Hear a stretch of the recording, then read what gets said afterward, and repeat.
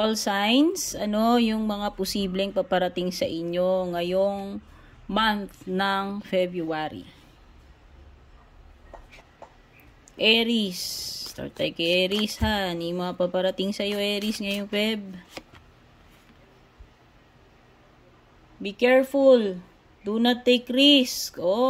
Wag munang mag-take ng risk kahit ano yan, alanganin, especially sa financial ha. Wag munang makipagsapalaran. Taurus, ano yung mga paparating sa'yo ngayong February? Naku, possible na magkaroon ng mga hindi pagkakaunawaan, away-away, tampuhan, samaan ng loob. Okay, mapa-family mo man yan, friends, or pwede rin namang sa romantic. Gemini, ano yung mga posibleng paparating sa'yo ngayong February 2025? Pride. Ano to? Ibig sabihin, pwedeng nagtitiisan.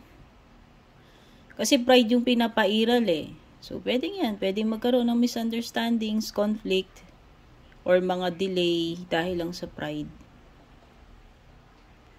Cancer. Ano yung mga posibleng paparating sa'yo ngayong month ng February? Oops. Dalawa yung tumalsik. Pagbigyan na natin, baka importante. Mapoprotektahan ka sa kung anumang mga negative forces paparating sa'yo. Ayan kumbaga, madidiminish yung, kung may mangyari man, if ever na mga negative, pwedeng mabawasan yung power nun. Yung impact, kumbaga, your effect, yan. Pwede rin may temptation, o pwedeng ito ay pagsubok sa relationship mo, or pagsubok sa sarili mo. Maraming forms ng temptation, hindi lang ito about love. So, yan. Sabihin na natin na may mga umaaligid na tukso sa sarili mo man yan, o sa relationship mo.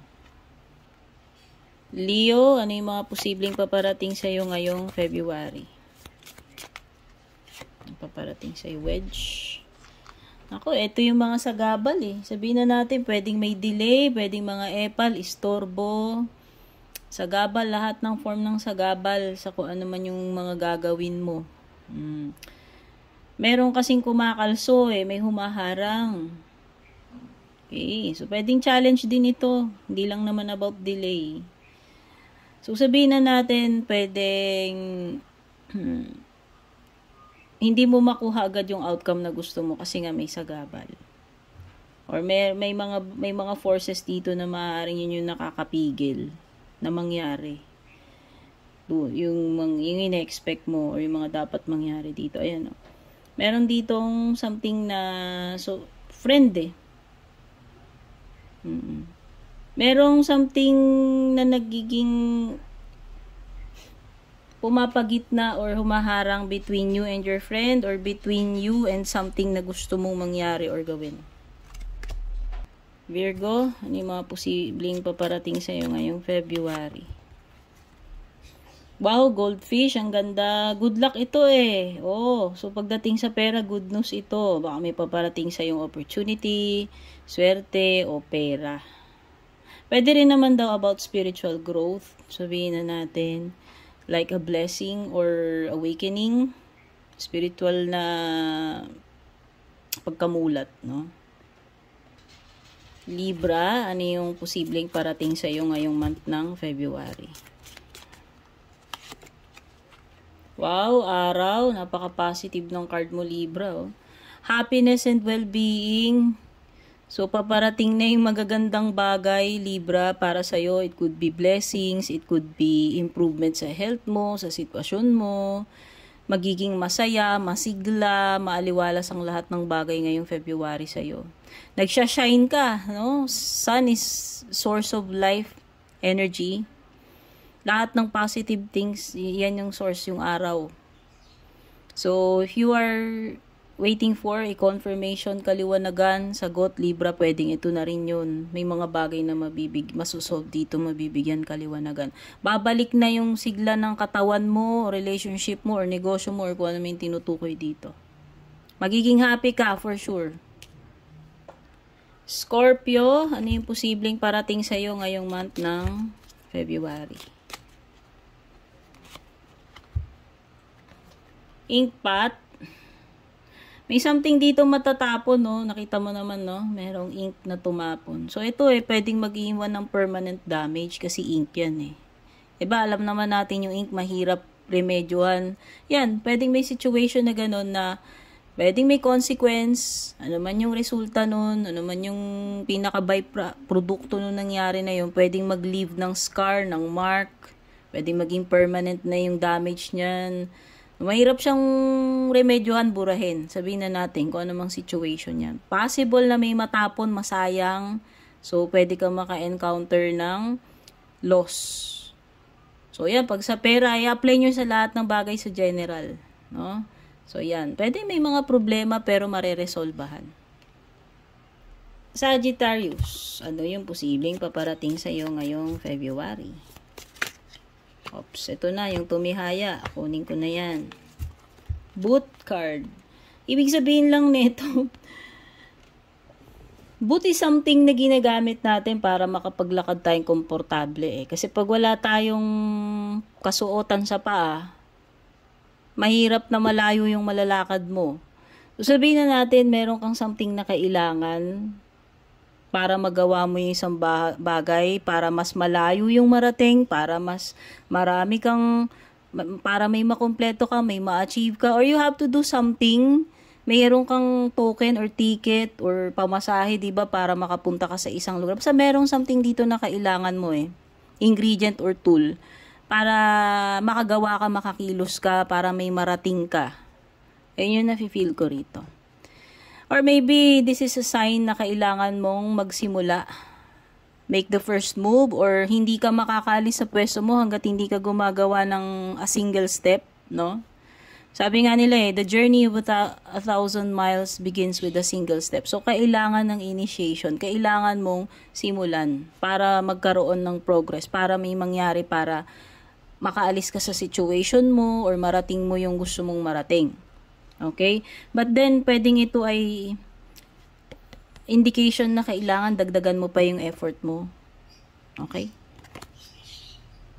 Capricorn, yung posibleng parating sa'yo ngayong February. Tingnan lang natin. Cracked cup. Pwedeng merong ditong masisira. So, ingatan ng mga relasyon, ingatan yung mga sensitive kasi ang porcelain Anything na fragile na pwedeng masira, mabasag. Trust, relationship, basta anything in general. Bahala na po kayo kung ano yung tumutugma sa inyo. Possible na may breakup, possible na may disappointment, merong loss, may talo ka rito. Kasi once na nabasag to, hindi mo na mababalik So, ba't ko na ba nasabing trust? Anything na ganun, na once na nasira, hindi mo na siya may babalik sa dati, hindi mo na mabubuo kahit gustuhin mo. Okay? Sabihin na natin, ayan, meron ka daw possible disappointment or dissatisfaction. Sabihin natin, dissatisfaction, may nangyayari, excuse me, nawalan akong boses. Pwedeng hindi ka masaya dun sa output, hindi ka masaya dun sa nangyayari, sa progress na meron, kung tungkol man saan yan in general. Aquarius, ano yung posibleng parating sa'yo? Ayan na, tumihaya na. Kunin natin yan. Fox. I think may kinalaman sa pera to, business transactions, dealings, or sa career mo, or pakikipag-negotiate mo, paano ka makipag-areglo, makipag-bargain sa ibang tao. Kasi ito kailangan madiskarte ka, mapamaraan ka sa buhay. So, in general to ano man tong kinakaharap mo, transaction na gagawin mo, pakikipag-usap. Kailangan maging ka dito alam mong makinegotiate, alam mo yung worth mo, alam mo makibargain, alam mo makipag-deal. So yan, pwedeng mga business transactions to, mga pakikipag-usap, no? O baka may sales dito. Pero ang ano lang dito is pagiging wise. Kailangan practical ka, wise ka, yung tipong hindi ka talo or lugi. Okay? Pisces, Sun, Moon, Rising, Venus, Cross Watchers, ano yung posibleng parating sa iyo ngayong February? Kahit ang ganda. So, yung mga gusto ditong makapaghayahay, magkaroon ng time sa sarili, break, no, relax. Ito na yon, may vacation, o baka iba sa inyo, planado man ito or hindi, magkakaroon ka ng time, a period ng inactivity, sabihin na natin, wala mo ng trabaho, or basta merong gap may pahinga. Time out ito. Time out. Whether sa trabaho mo yan, sa relationship mo, or kung ano man yung ginagawa mo, or something na nangyayari sa'yo sa buhay mo, magkakaroon ng time na, mapapahinga ka muna pansamantala. Hindi ko alam kung gaano kahaba yung period na yan.